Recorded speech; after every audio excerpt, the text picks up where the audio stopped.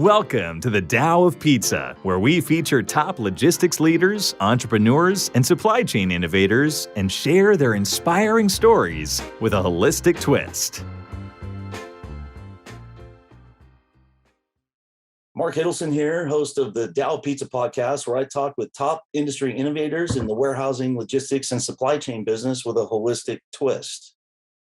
Before I introduce today's guest, Wild Bill, this episode is brought to you by Specialized Storage Solutions. Listen, I've been in the logistics and storage industry for several decades. I know I don't look that old, but it's true. We provide industry-leading warehouse storage solutions nationwide. So basically, if you have a warehouse that needs racks, shelving, carts, conveyors, or mezzanines, we help with the design, engineering, installation, inspections, and repairs to help clients optimize their logistics operations. And you know what, Wild Bill? Some people don't even realize that we can actually help with permit acquisition services. We take a holistic look at your entire business supply chain ecosystem to develop the resources for continually improving your operation. To learn more, visit specialracks.com or give us a call at 707-732-3892. And I'll also give my personal email address for podcast listeners. Just email me, Mark Hiddleson at AOL, if you're ready to take your warehouse storage and retrieval systems to the next level.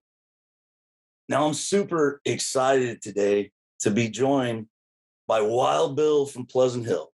He never works and he never will. He swears like a drunken sailor, and yet he prays like an altar boy.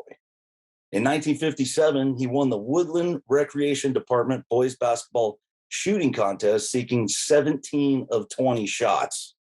He went on to win 8 Block W awards in sports at Woodland High School.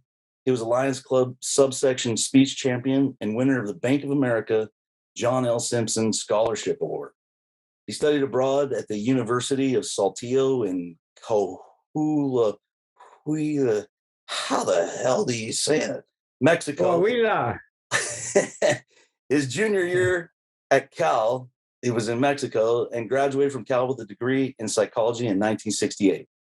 His career in retail and B2B sales spanned 2 decades. He then returned to school to begin a career teaching and coaching at Arroyo Tech Links Academy in San Lorenzo, California, where he won multiple awards, including the National Foundation for Teaching Entrepreneurship Teacher of the Year Award.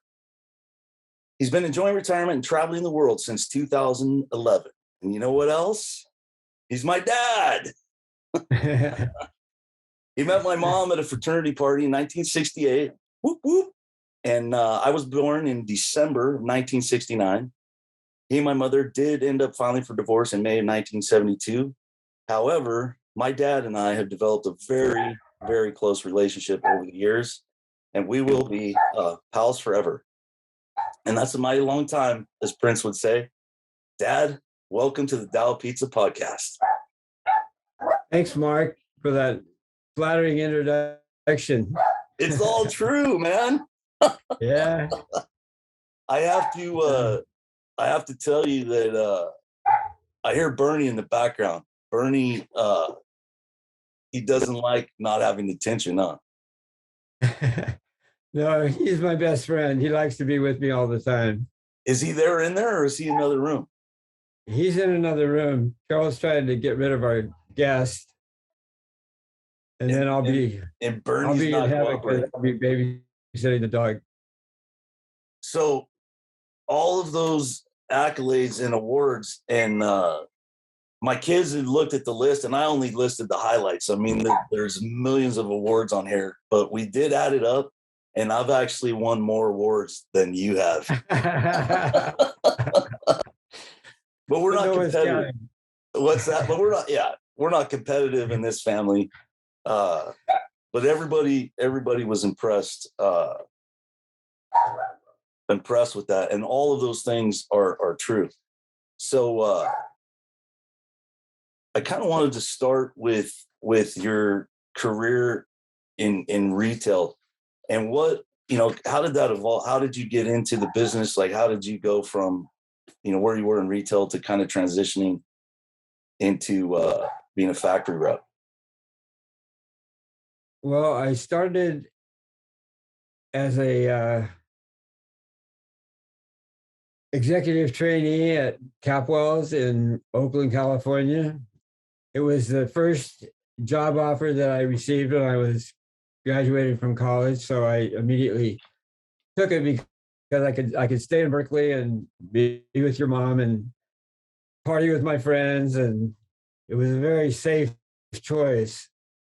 You know, I got another offer after I accepted this offer. I got another offer to go to work for Honeywell, which could have taken me anywhere in the world, and I started kicking myself right away for not having taken that one.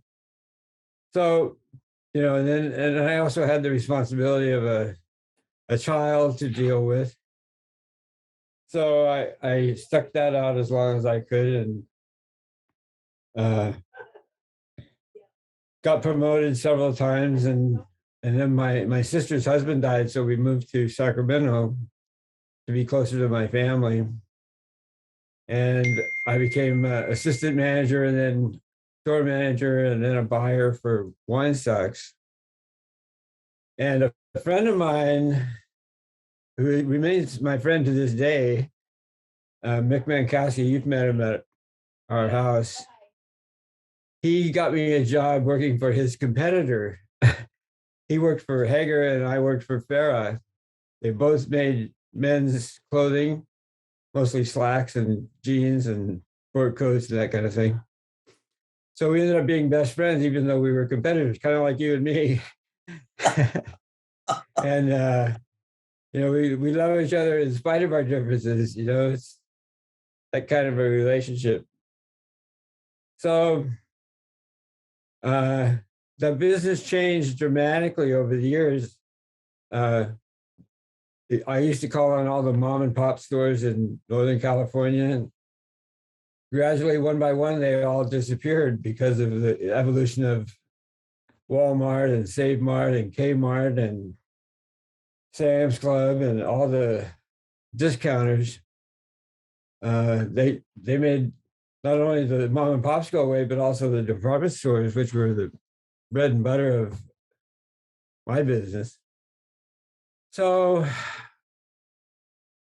another development that took place at that time was the personal computer technology started to explode in the early 80s.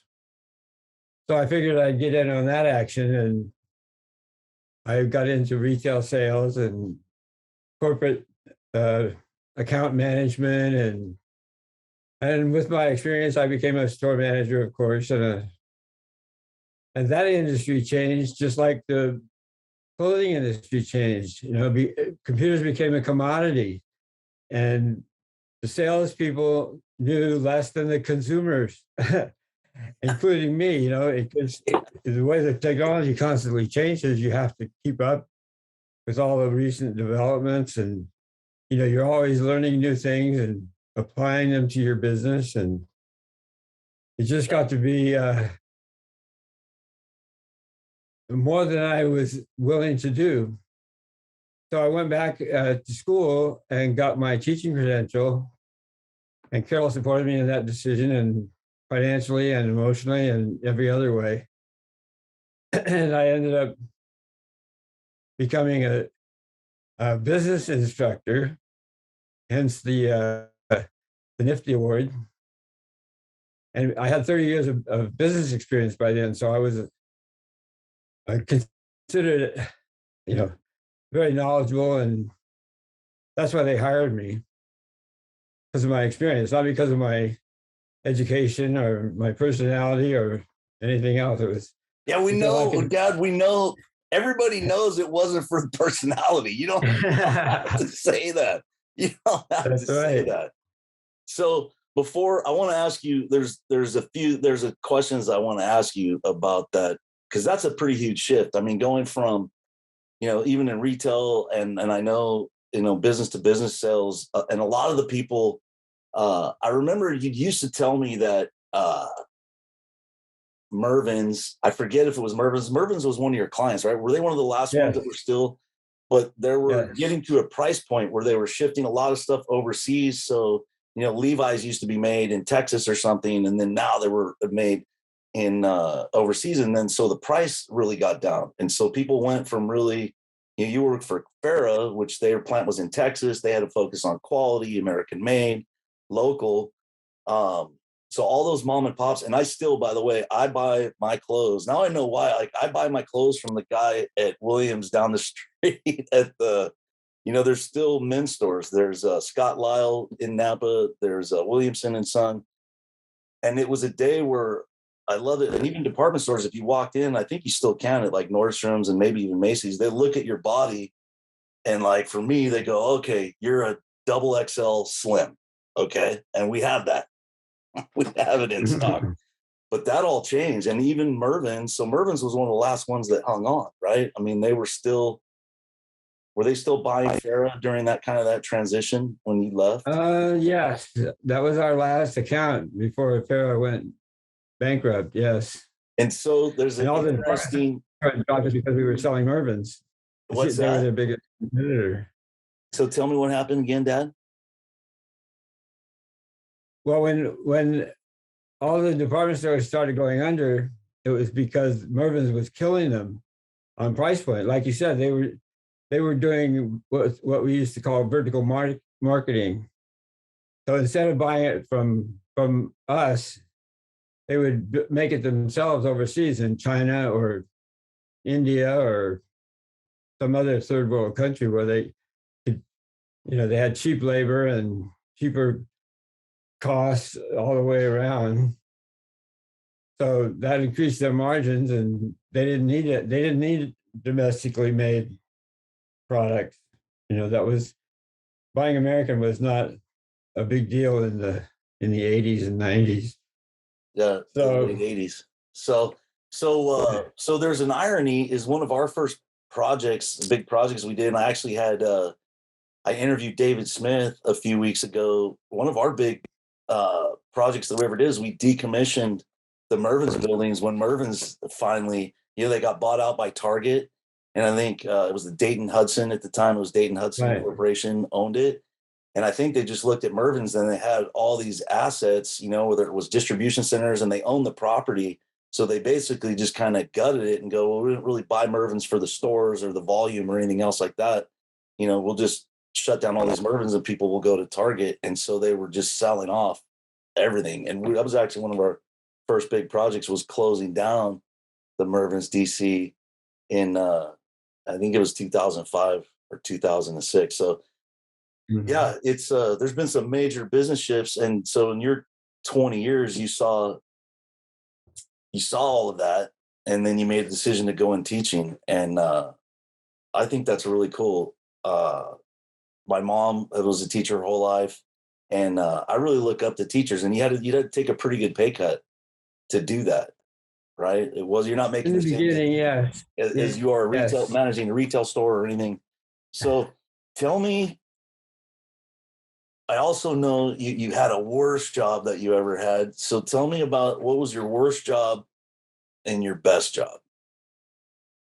I know what the worst job is. Well, my worst job depended mainly on who my boss was. Because there are good bosses and there are bad bosses, and bosses can make you successful or they can make you miserable. So my time with computer selection was the worst job, because by then I realized that I was doing something that I just needed to do to make a living. I wasn't doing it because I loved doing it. I was doing it because I had to do it. Because then at that point we had Matthew to take care of, and Carol was starting to experience the same thing I did in the retail industry, where she began changing jobs quite frequently because of the department stores going under. So she went from Emporium to Mervyn's to Macy's to Bruner's to finally just wearing herself out. She had to quit working because of her knees gave in after 30 years of standing on concrete floors in high-heeled shoes. So, but she was good enough to support me in my decision to go back to school and get my teaching credential and start over. We both started over. She went to work for the county and I went to work for the state. And we both took big pay cuts, you're right. And but eventually I started earning enough as a teacher. The teachers get paid based on seniority. So and on units. So by the time I finished my 15 years of teaching, I had another 90 units of credits that boosted me up on the pay scale. So I ended up at the maximum when I retired. And then retirement is comfortable. It's not lavish, but we get by. We've been to Europe and the Caribbean and Disney World and You just got back Hawaii. You just got back from Tahoe, right? You were in Tahoe last Right. week or a couple weeks ago. Right. So I have to. We've been to Carmel. There's a correction here. Yeah. So you said, the worst job you said was because of the boss, right? I got to put my different glasses on so I can read your sheet here. You said your worst job was because of your boss, right? And this isn't a gotcha interview. I'm just at the worst job. So when I see worst job, it says self-employed as independent contractor for blind brokers. And that was your worst job. And it was because of your boss. Yeah, he screwed me over quite well, yes. Well, you were self-employed. Well, you screwed yourself over. That's why. Well, I was also still collecting unemployment. So that was one of those deals where they probably said the grass was going to be greener than it really was. Oh, he was very unethical. Find that in business. Yeah, and that's not my style. Yeah. So they were, when you say unethical, we don't have to say anything bad about anybody, but just, so that's kind of a good segue into, because I'm that way too. I mean, in this business too, sometimes it's hard to compete. I had one of my clients, was David Smith on the Mervin's deal. One of our competitors had offered a bribe to get that project, and I was shocked. But if you're competing against that, I mean, I'm going to lose those deals, because I'm not. I had a mentor. I'm not even going to say who it is, but I said, I think this guy's on the take, because every once in a while you can kind of tell, like, you've done everything, that the pricing's right, that, like, when I do a job, I do a real thorough job, and there's still, sometimes it's their brother-in-law, or there's a long-term relations or everything. I respect that, but on this particular case, I said, man, he said, how come we're not getting the order? I said, I think the guy's on the take. And he said, well, go and offer him some money. I said, I'm not going to do that. I go, what am I supposed to say? He goes, just say this. And it was around Easter time. He said, tell him that you want to fluff his Easter basket. Tell him you want to fluff his Easter basket. So I never said that to the client, but I do love that fluffing the Easter basket, and I still use that saying. So that's kind of talking values and principles. So, and I love the story about Mick Minkowski. I just like to say Minkowski, and you guys were competitors, but he kind of got you a job at the next level in business. And even though you were competitors, you collaborated. So there's some principles at work there, right? I mean, you don't always look at your competitors as enemies. You're kind of, frenemies, or collaboration over competition. But what are some other principles that you have in business that kind of made a difference for you over the years? Well, in business, competitors a lot of the time end up working for their competitors. And when I was with Farah, guys from Levi came over, guys from Hager came over. Whoever's hot at the time gets the cream of the crop. And Farrah was hot when I was there, and it was not when I left. So the good people go where the money is. That's kind of a crass way of saying it, but we're all in business to make money. And the way you make money is by satisfying your customers. Because you don't have customers, you don't have a business. Farrah found that out the hard way. I mean, they had a history when I joined them of pissing people off, and a lot of people would not buy from Farrah just based on that principle because,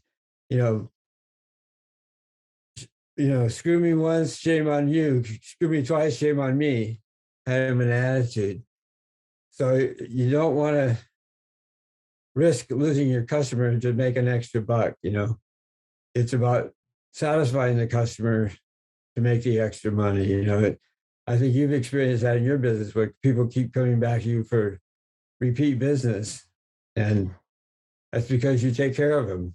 And it's because of a relationship. I mean, to me, it's the most important, and that's one of the most important things I learned from you is that it's the business relationships. I mean, like your relationship with Mick, you guys are still, he still visit, you still have holidays together, you still staying in contact over the years. And to me, it's been relationships, and it's not just relationships with customers, it's relationships with suppliers. I mean, in our business, suppliers is a huge part of it. And if, obviously we're not building all the racking and shelving, and I'm sitting in an office in an underground bunker. I'm not building all these racks. We have subcontractors that build them. We have suppliers that ship them and supply them. We've got a warehouse. So yeah, it's all about relationships. And even a lot of our competitors, we are selling wholesale to. They buy from us, we buy from them. So it's and those principles, one of the things when you were talking about doing the right thing, it reminded me of when I started my company. I was working for, the company I was working for was a really good company.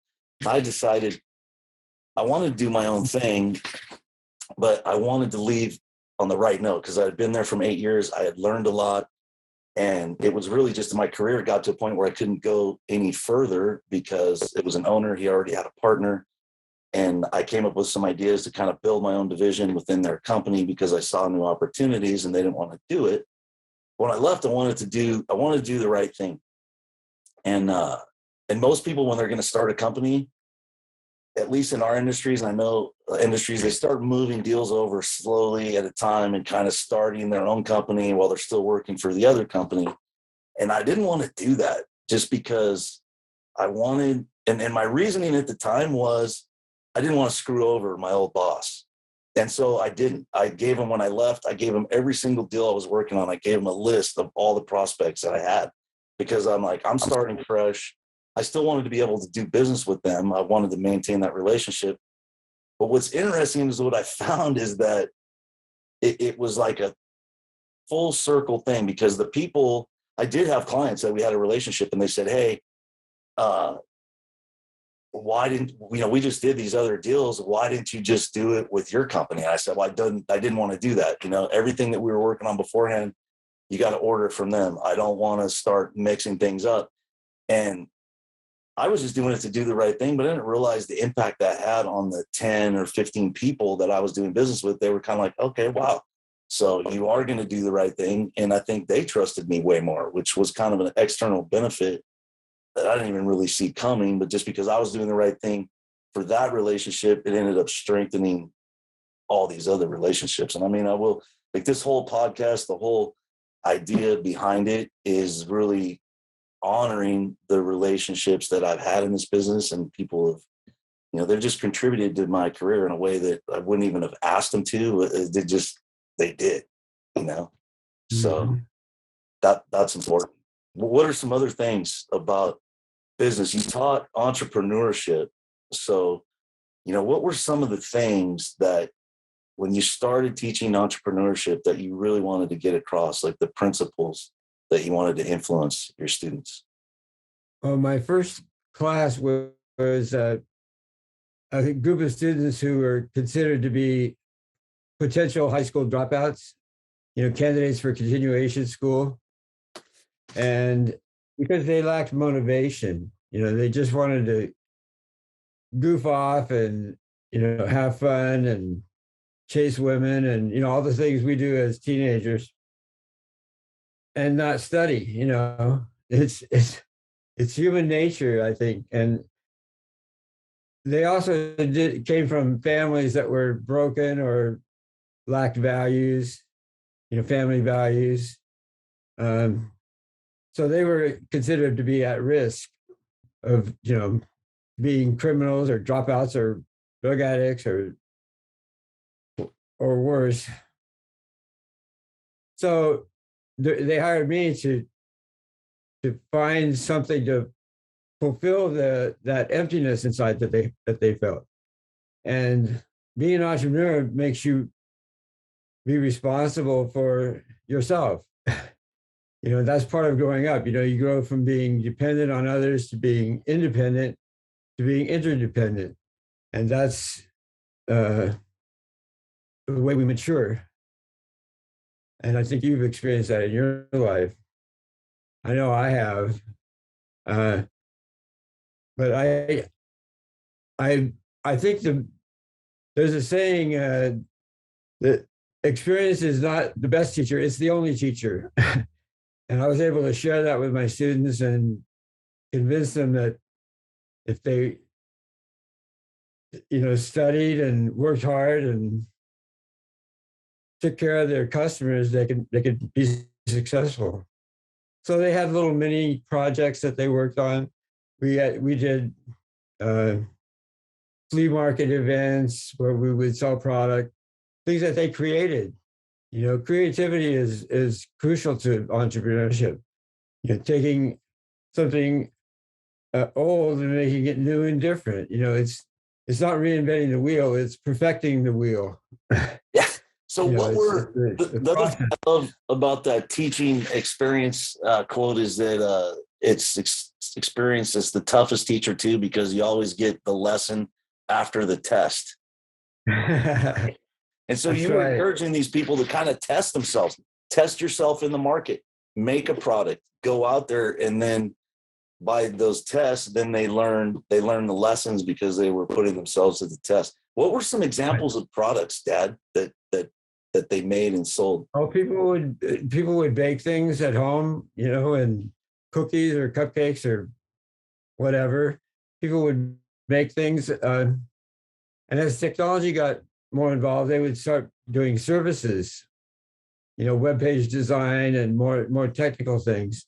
They would also do, car washes, babysitters, that kind of thing. Just something where they didn't need a product other than service. And service is the most important part of any business. Yeah. It reminds me, because I tell people I started working when I was really young, but I didn't start getting paid until I was 10. And I didn't start paying taxes until I was 12. But I actually started working younger.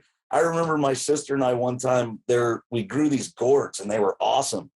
And I put them in a wagon and I took my sister. I was probably 8 at the time, so she was 2, I think. And I was doing the puppy dog closes. Like, here's this kid with his little sister, and they're going around with a wagon full of gourds, and people actually gave us money. I mean, they would look and they're like, well, we don't even want these gourds, but I like your operation. We're going to give you some money. So it was kind of it was a positive experience.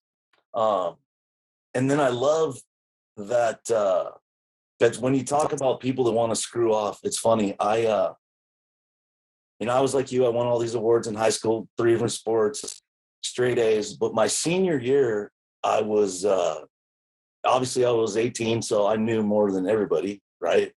And the college prep track said I needed to take it was chemistry, and there was some other class that I didn't take, and I took bookkeeping and speech instead, because I was like, well, I can, in the bookkeeping class, it was because they were mostly chicks. So you were like, you want to screw around with the girls and everything. So I'm like, I'll take bookkeeping.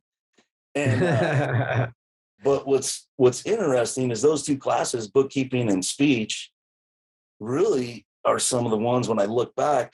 I mean, I know double entry accounting because I learned it by hand in school, where you had those green sheets where you had to do debits and credits, and debit and credit and double entry accounting and balance sheet and P&L and why one goes to the other.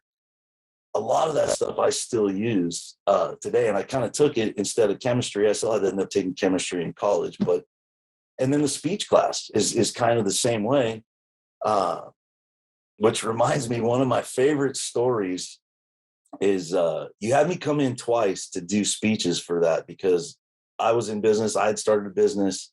And the first one time was kind of just to your class. It was about 25 or 30 kids, and it was kind of informal.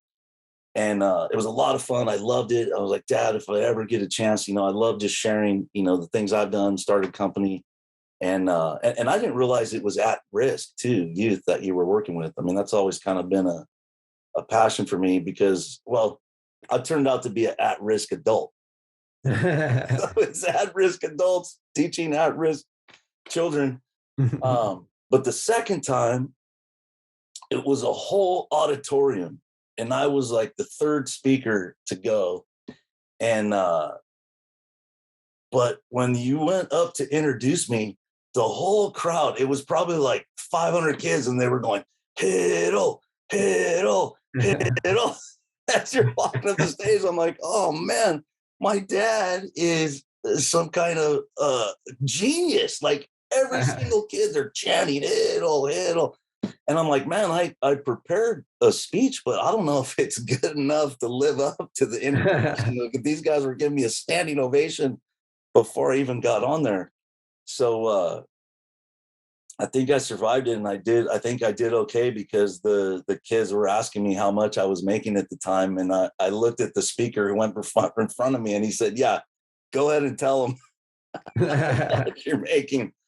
But that was a blast, Dad. And you were, why do you think those kids, I mean, they admired you? I mean, you were a tennis coach, but it wasn't just the tennis kids. You were entrepreneur coach, but it wasn't just those. Like, why do you think those kids were so passionate about Hiddle? Well, because I love kids, and they felt that, I think. I always wanted to be a teacher. That was my number one goal in life. And it took me longer than it should have to get there. So I was very grateful to be in that position. And I think I treated the kids like adults. They were teenagers, but they weren't going to be teenagers forever. And I was trying to help them grow in as many ways as I could, not just intellectually, but spiritually and emotionally and every other way. And I think that paid off in the long run. It's kind of like the holistic approach that you talk about. They're not just robots learning how to spit out product. They're people that need all those things.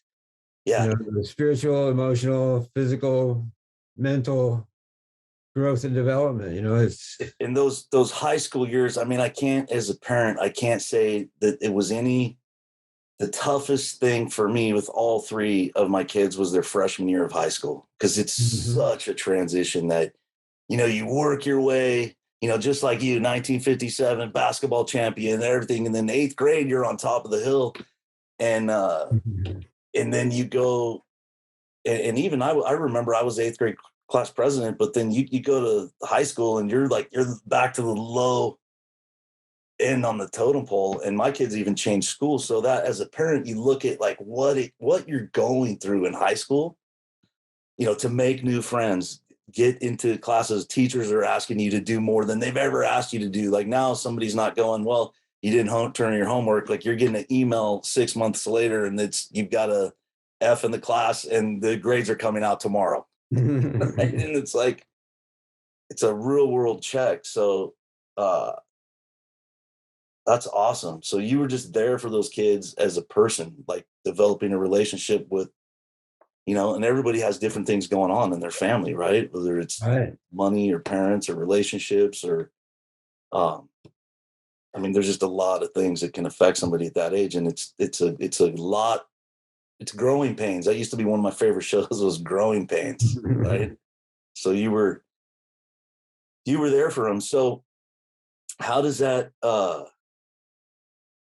how does that for you? How would you, I kind of want to segue into, because you mentioned the spiritual aspect. Like, what's your philosophy on life, or what, if you look at that as a purpose, like what would you say that your philosophy or purpose was when you approached education like that? Well, I think the best way to teach someone anything is to be a good example. You can talk all you want, and I wasn't a very good lecturer. I was more of a guide on the side, especially when I taught technology and business. I would explain what I wanted them to do and then give them step-by-step instructions, but they would actually do the work. I didn't do it for them. They had to do it themselves. And I think that's a good definition of leadership. You make people feel like they did it themselves, and they develop that pride and self-worth and dignity, and they respect themselves, I think, more than if they're told what to do. And that's a lesson I continue to learn in life. And as far as my spiritual belief, that's also a work in progress. I mean, I was the grandson of Methodist missionaries. My mother was very religious, and I was raised in a Christian home until I was confirmed in the church at age 13. About the time I became a freshman in high school. And as soon as I got confirmed and went to high school and learned about alcohol and women, or girls, I should say, I forgot all about my upbringing, and all the principles that I was supposed to be following. And just, I was a very carnal person. I did what felt good, and that continued all the way through college. That was the saying in the 60s: if it feels good, do it. And So when I say I'm a product of the 60s. Yes, so you are. I'm a product of the 60s. Yeah. So, And every time I tell somebody I was born in 1969, they kind of shake their head like, yep, I get it. flower child. So what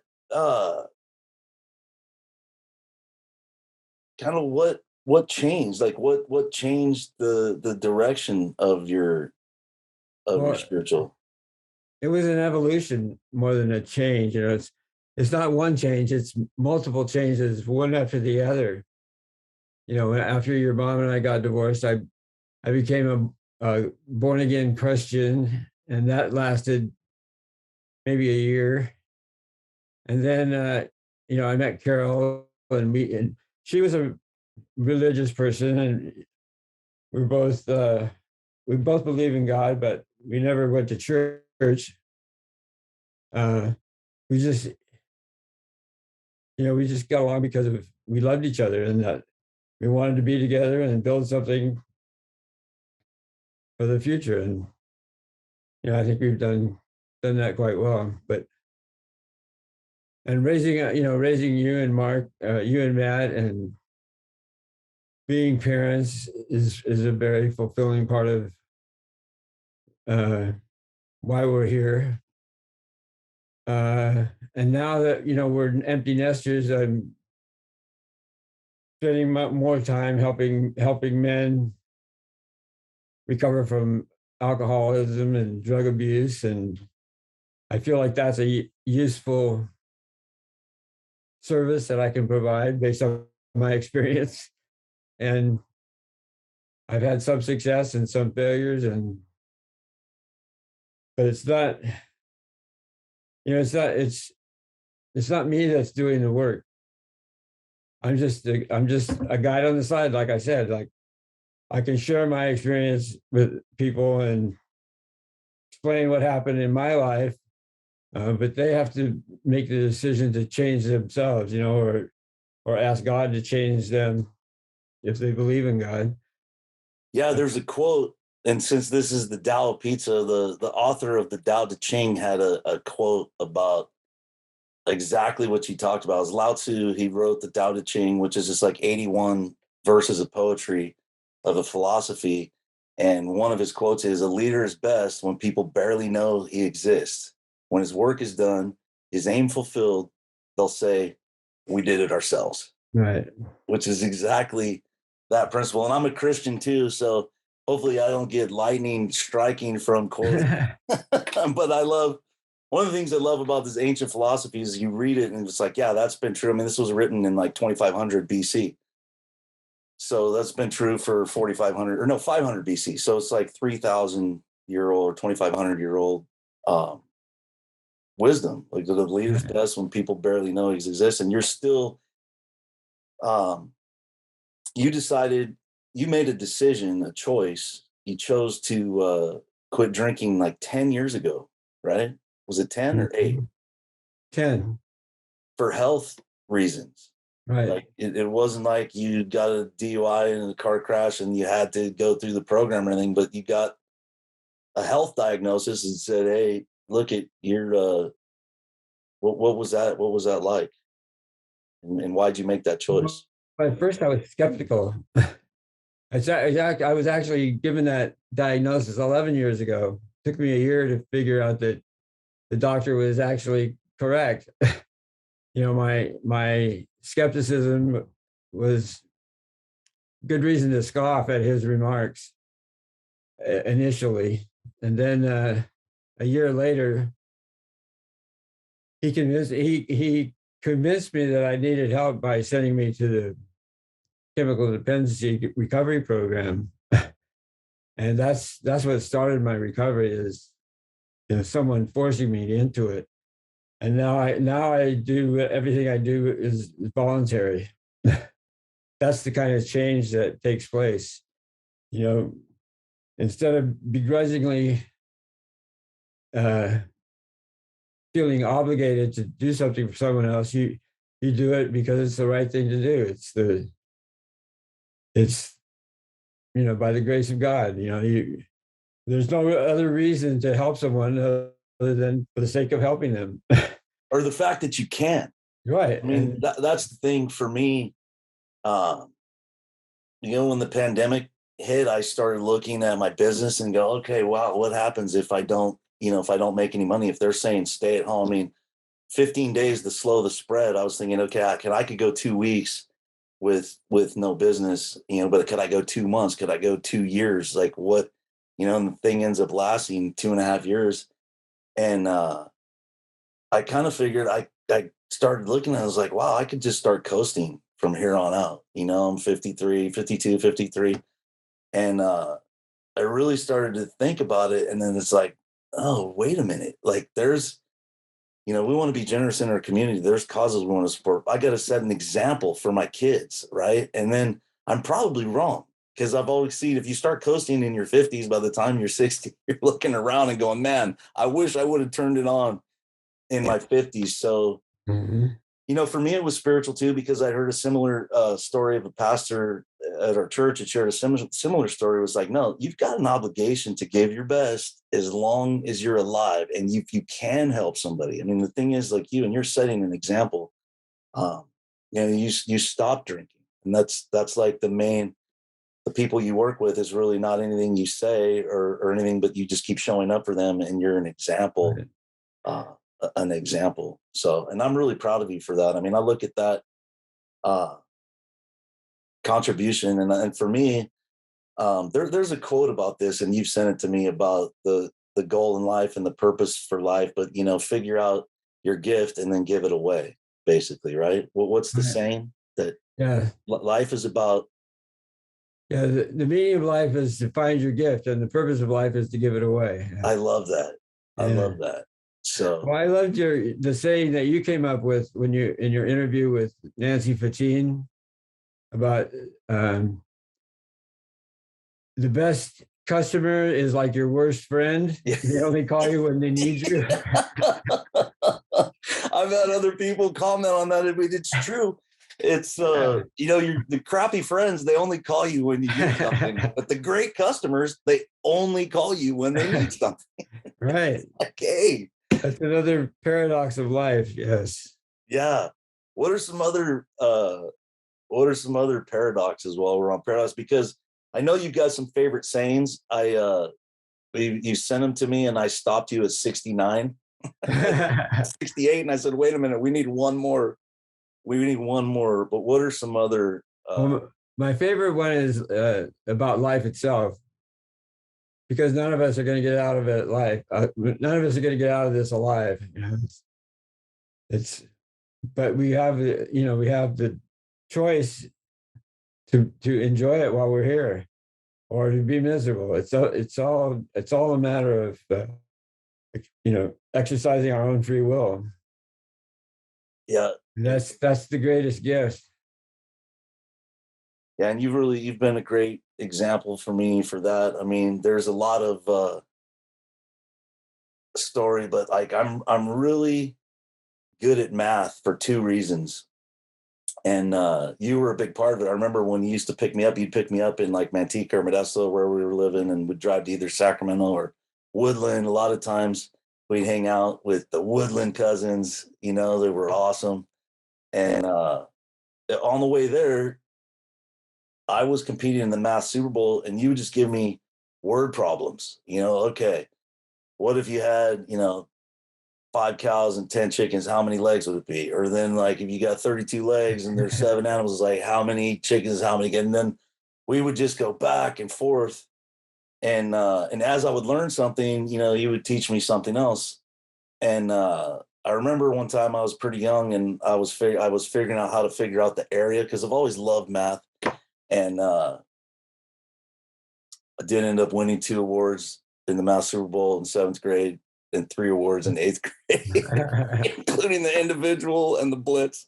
But we had a blast, but we were learning. I was learning, and I can do numbers in my head. I mean, that's another thing that in business, when you just know numbers, and you could look at something and just know that, 30 times 50 is 1,500, or times 500 is 15,000. You could just do things quickly in your head because I've got so many ways to do it. But you've been a great example for me, and you invested the time, when it was important. And I really appreciate it. So, how would you describe your life just overall? I think I've lived up to my potential. It took me a long time to get to where I feel like I accomplished my objectives in life. I started as a teenager wanting to be a school teacher, and ended up as a 65-year-old school teacher. But there was 50 years in between where I was not doing what I wanted to do. But each job or each career that I was in led to the next one, and ultimately to the one that I wanted the most. So, like I said, it's an evolutionary process. You don't just wake up one day and fulfill your dream. You gotta, you have to work at it one day at a time. In fact, that reminds me of another quote about patience. Infinite patience brings immediate results. So it depends on your perspective, right?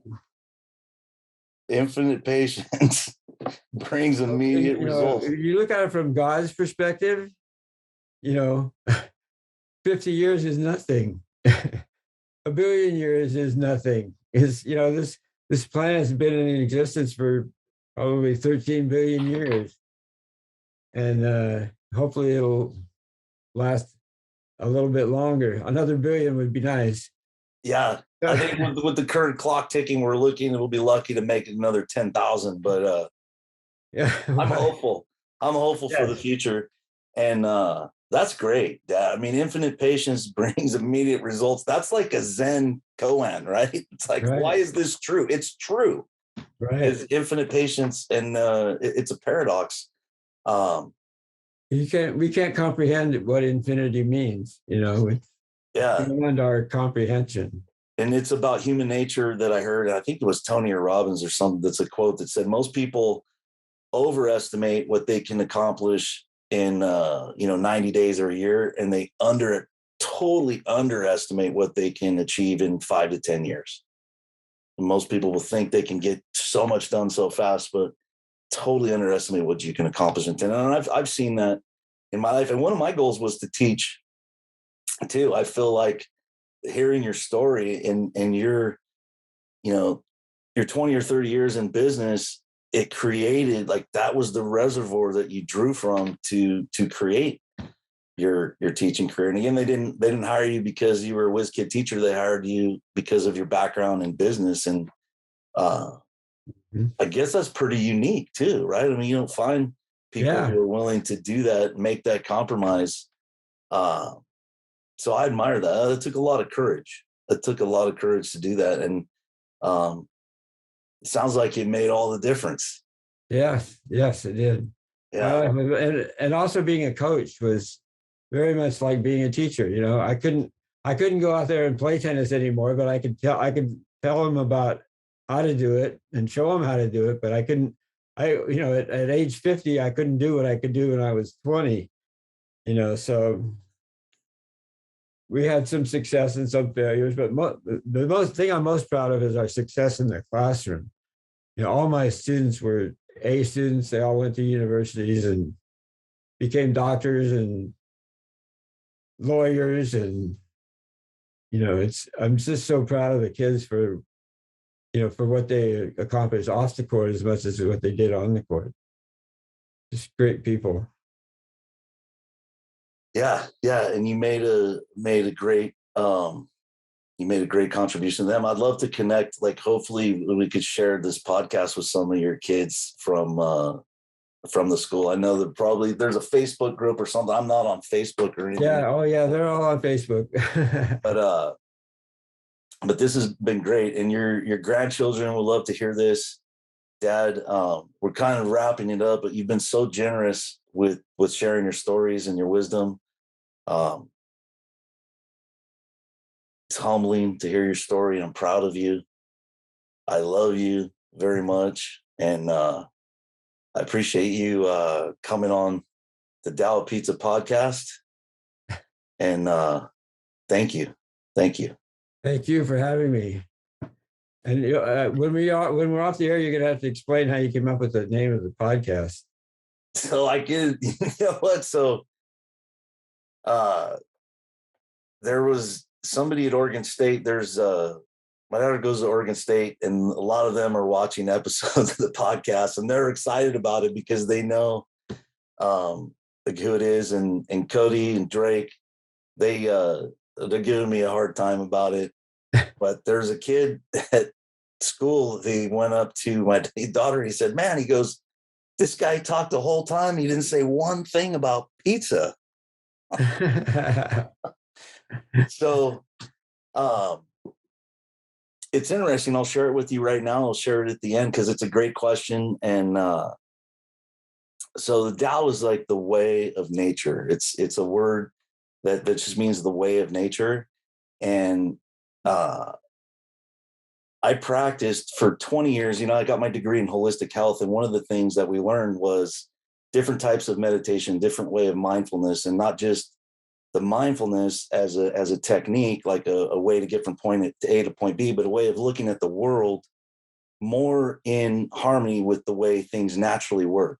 Because over the years, technology has changed where, machines have saved a lot of our problems, and now you can fly around in a tin can and get from here to Italy in half a day. Well, that's a nice thing.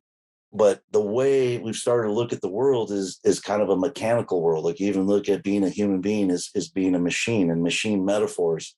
And so we had these practices like Qigong and Aikido, and it wasn't called the Tao or anything, but they were just things that we did, movements to be like you're drilling for water or giving an energy. And so they were movements that, because of the same thing you're talking about, it wasn't really explaining a technique or something, but just doing something, being an example. And, what would it feel like if I was more compassionate? What would that physically feel like? Not to go through all the reasons like why compassion is important, what's an example, or here's the list of what compassion is like. What does compassion feel like in my body? And, for stress management, for health, for things, I've done all these practices for 20 years and they're kind of goofy. I get teased when my kids will see me doing some, lotus full blossom thing. And one of the first things I ever did with the Way of Joy Qigong is you did all these things of like, if you were a flower and that you dug your roots into the ground and you brought back the mud from your past and brought it to fertilize the present. And then you start this it gives me chills to do it. You start this blossoming process and it takes like, a day to get to where you're in full blossom. And I'm like, wow, full blossom feels different, when you move your body. And so I just started doing all this and I do it to warm up. It's also some of the stuff. It's a great way to warm up your shoulders, they're movements, but the intention. So after 20 years, I found out that Taoism, it isn't like this list of practices or the 81 verses of the Tao Te Ching, but it's stories, but it's all based in those practices. And so the Tao is kind of including all that. And one of the first things so I'm published a book, either just came out or it's about to come out, called The Tao Pizza. And I've been practicing Taoism for 20 years because I've been practicing Aikido, martial art, Qigong, martial art, integral transformative practice, which is kind of a combination of all of them. And I'm like, wow, I've been practicing this for 20 years. I didn't even know that it's called. It's the Tao. It's the practice of the way. And then pizza, I wanted to come up with something that was food. And I chose pizza just because it's kind of fun. And we tend to divide our life up into like a pie-shaped thing. Like I'm a father, I'm a business owner, my spiritual life, financial life, spiritual, and all these different pies. And that's useful to have those divisions, but really, it's your whole life. So the Tao is kind of the way of nature and it's the wholeness of everything. And then the pizza are all these little different slices of life, the slice of being a father, a teacher, a coach, a business owner, and I'm really all of those things. And so the Tao is the wholeness and the pizza is kind of like a slice, each slice of life. So does that make sense? Yeah. Thanks for being a slice of my life. You're the best slice. And remember, I never got to the punchline of when you taught me the area of a circle. He said, do you know how to fill out the area of a circle? And I didn't know how. And I said, no, I don't know how. I think I tried a few different things, how to figure out the area of the circle. And you told me, well, it's pi r squared. And I said, well, no, it's pi r round. So we do have that classic, but yes, I haven't taught my kids yet that pi r round, but that's the message of the Tao of pizza is that pi r round. I love you, Dad. Thanks Thanks for all your energy, great input, your great ideas. My kids are going to love this. Everybody's going to love it. All right. I love you. Well, thanks for doing this. Thanks for listening to the Tao of Pizza podcast. We'll see you again next time, and be sure to click subscribe to get future episodes.